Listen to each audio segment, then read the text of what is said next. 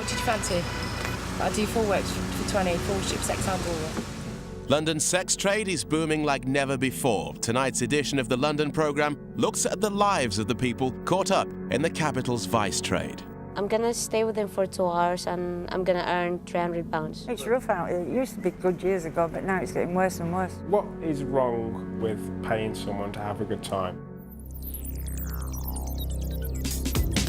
In this particular trade. However, street sex workers continue to end up in prison, and one recent policing measure has proved particularly controversial. Antisocial behaviour orders forbid prostitutes who persistently solicit in one area from returning to work there. Many women who breach the orders are imprisoned. I know I've got a friend, every time she goes down by the common, she's getting nicked and nicked and nicked and nicked, and like she's like a solicitor's dealing with it, but I know she's been to prison once for it. She did 5 months, and she's due the end of this month to go back again. There's about 7, 8 girls in prison at the moment on the houseboat. Like more calls that after 12, there's a guy who gonna book me as well. I was like, oh no, I'm kind of busy, so try to do it next week.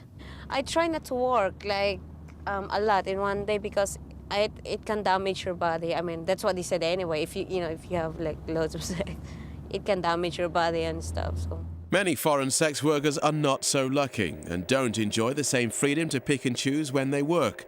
Some have sex with up to 15 clients a day. Once they're ensnared in this particular trade, that's when it starts to get frightening, and the novelty very quickly wears off. They're working for a pimp, and 6 months later they find themselves being sold on to another pimp.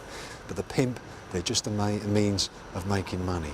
And that's the sordid part of the industry. And it's not until they get here do they realise what industry they've got themselves into. It's estimated that up to 8,000 women from 93 countries are working as prostitutes in London, and new recruits from abroad look set to continue arriving.